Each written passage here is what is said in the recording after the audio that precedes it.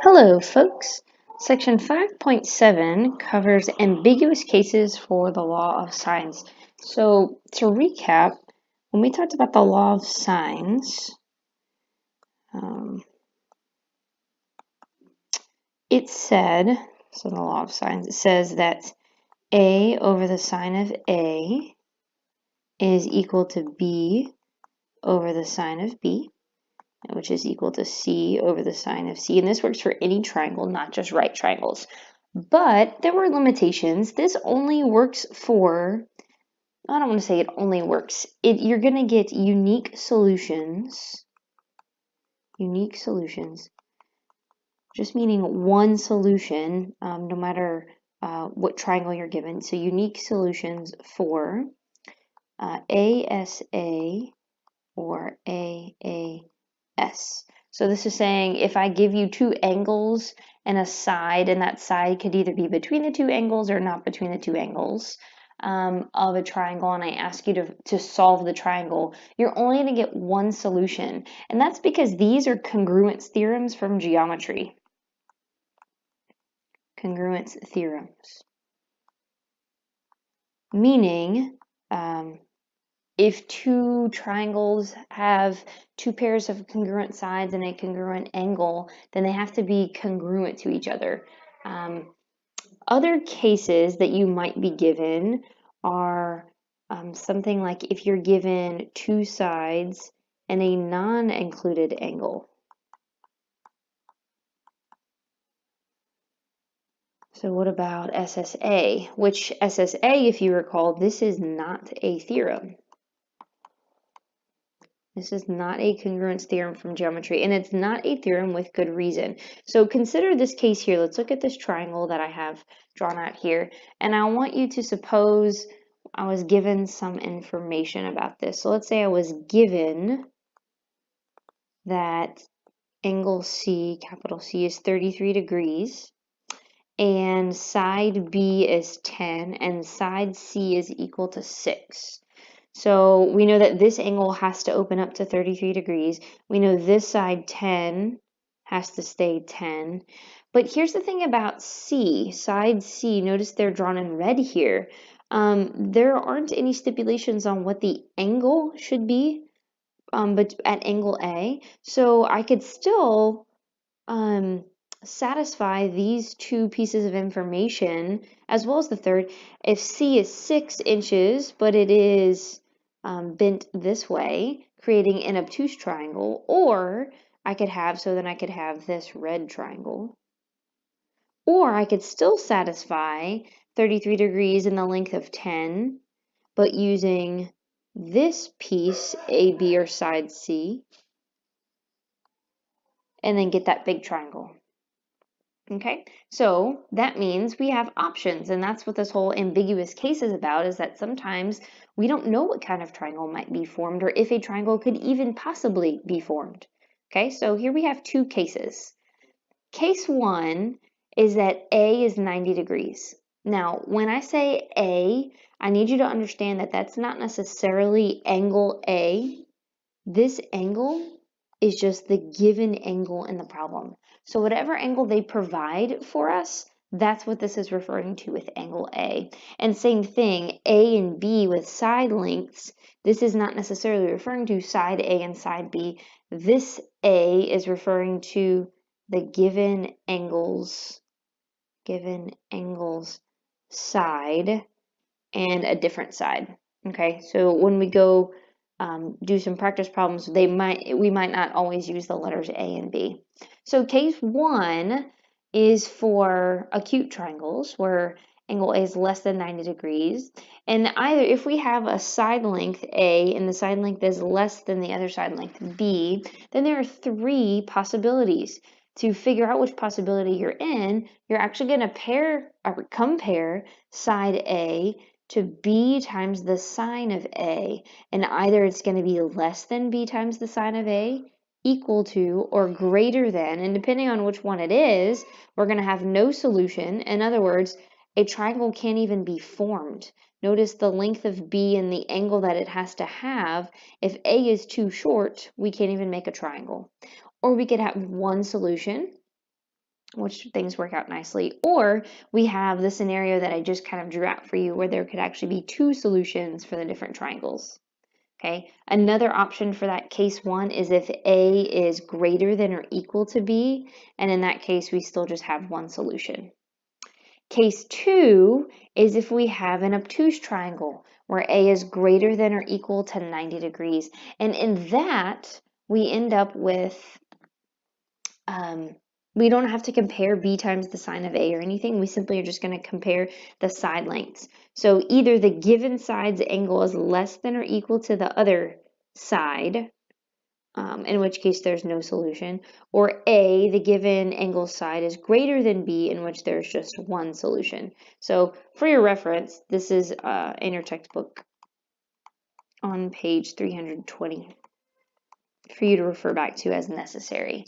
So let's actually put these to work. Let me make some room here.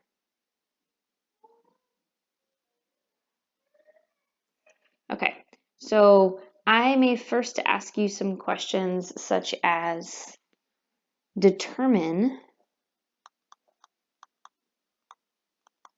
the number of possible solutions.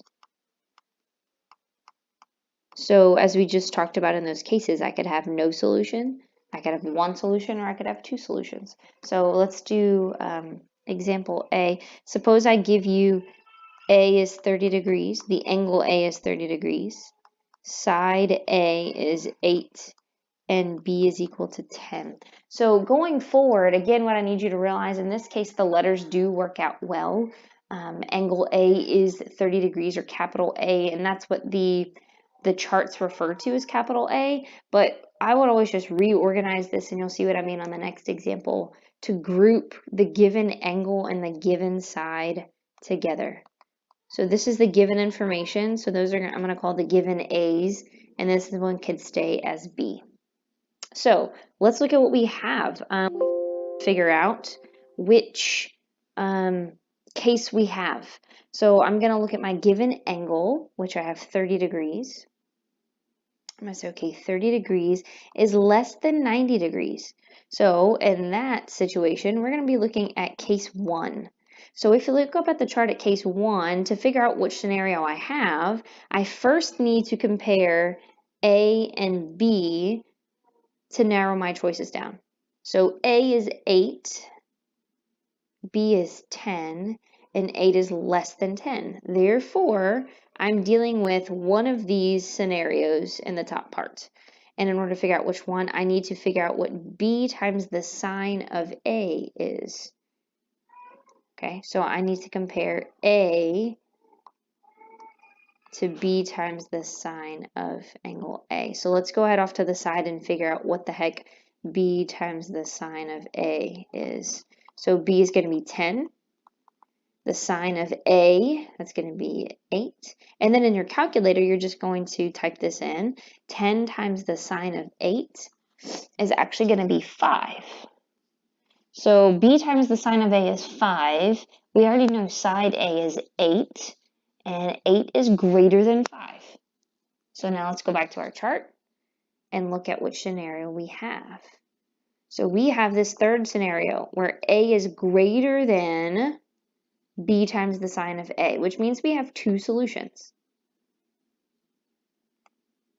Two solutions. And that's all that we need to do. This question was different than asking you to solve for what the solutions are. I just wanted to know how many exist. Let's do another one. Find the number of solutions if I give you B equals 8, C equals 10, and capital B equals 118 degrees. So it's super important also that you put the degrees next to which ones are angles so that we can differentiate between the sides and angles. Okay, so here's what I meant by reordering things.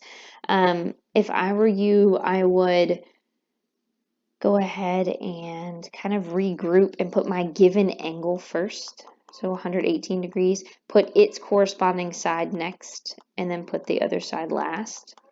And then say, okay, this given stuff, remember in the charts we refer to those as A's, capital A and lowercase a, so those are your new A's, and then C is actually going to be B. Okay, so the first thing we need to do is figure out what kind of triangle we're dealing with. So we're going to look at 118 degrees. Realize 118 degrees is greater than 90. So since it's greater than 90, we're going to be looking at case 2. And in order to figure out what we need, we're just going to compare A and B to each other, the side lengths. Okay, so since we have an obtuse triangle, we're dealing with case 2, and we need to compare A and B. So again, I don't really have an A and a B, but my new A is the given angle's side, which is 8, and then the other side is 10. 8 is less than 10. So let's go look at the chart. If I have something that's A is less than or equal to 10, then I am in the scenario where we have no solution. So this one has no solution. The sides are too small to even create a triangle.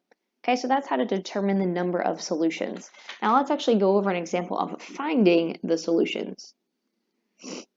So you might get a problem that asks you this. Find all solutions, if they exist, let me say, because sometimes they won't exist. So find all solutions if they exist, if A is equal to 20, B is equal to 30, and A is equal to 40 degrees. Okay, so again, we can reorder this if we need to put my given angle first. So I have my given angle A is 40 degrees. Its corresponding side, A, is 20, and then B is equal to 30. So this is my given information. I'm going to call this my given A's. And then my other side, it is B as well. So it's actually going to stay as B. Okay, so first thing we got to do is decide what kind of triangle do we have. To that, we're going to look at our angle measure. We have 40 degrees. 40 degrees is less than 90 degrees. Therefore, we're going to be looking at case 1, where we have acute triangles. In case 1, if you refer back to the chart, the first thing that we need to do is determine the relationship between the given sides A and B, right? That's what this part is. So if we go back to our problem, our given side A is 20 and B is 30, and 20 is less than 30. So looking at our chart, when you have A is less than B, the given angle's side is less than the other side, then we have 3 scenarios. Okay, and in order to narrow down which scenario we have, just like we did earlier, we need to figure out what is B times the sine of A. So we're going to be comparing A times B times the sine of A. And let's go compute what B times the sine of A is. So it's going to be 30 times the sine of 40. And if you plug that into your calculator, that's going to be approximately 19.3. So side A is 20. B times the side of A is 19.3. And 20 is greater than 19.3. So what does that mean if I have greater than? Well, going back to our chart, if I have greater than, again, I have this third scenario where I have 2 solutions. Okay, so let's keep that in mind that we're going to have 2 solutions and press forward with figuring out what they are. So then what we're going to do is we're going to use the law of sines to solve.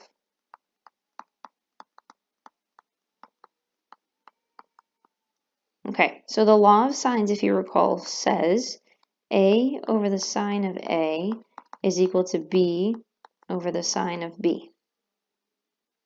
So let's plug in what we know. We know side A is, so this implies side A is 20 over the sine of angle A is 40 is going to equal side B, which we know side B.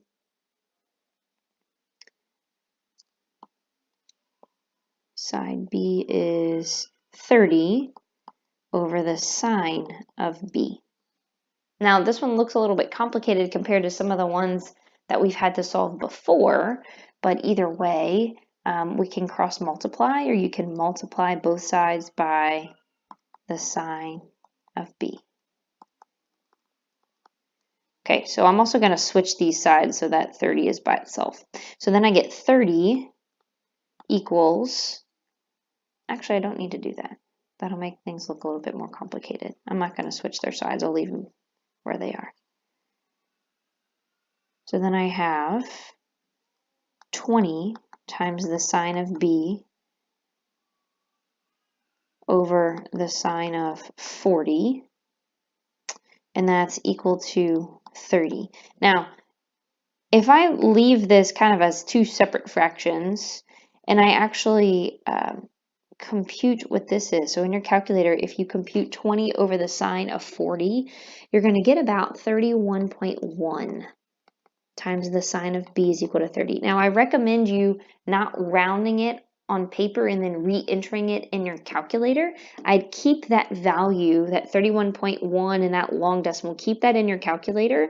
And then as you proceed solving, when you divide both sides divided by 31.1, in your calculator, you'll just type in 30 divided by, and then you'll hit second. So you'll do 30 divided by, and then you do second entry, and it'll enter in that long decimal that you had earlier so that you're not rounding things and getting further from the correct answer. So then when you do that, you're going to get that the sine of b is equal to like 0.96 and then something else. So now this looks a little bit different than questions that we've solved already, except b is stuck inside of the sine ratio, so, or the sine function. So what that means is that in order to get b out, we need to do the inverse of sine, which is literally sine inverse. So let me take the sine inverse of both sides. When I do that, then I end up with b on the left side is equal to sine inverse of that 0.96 crazy decimal. So again, hit second sine, and then second entry, and then it'll enter in that crazy decimal for you. And when you do that, you should end up with b is approximately 74.6 degrees. Now, it also asks you to solve the triangle, okay? So like as much work as we've done so far, that only gives me b, but if I'm going to solve the triangle, I also need to figure out what c is, right? We haven't even discussed side c, but basically, if this is angle b, and I already know angle a was 40 degrees, then in order to find c, I'm just going to subtract 180 minus 40 minus 74.6, and I'm going to get angle c is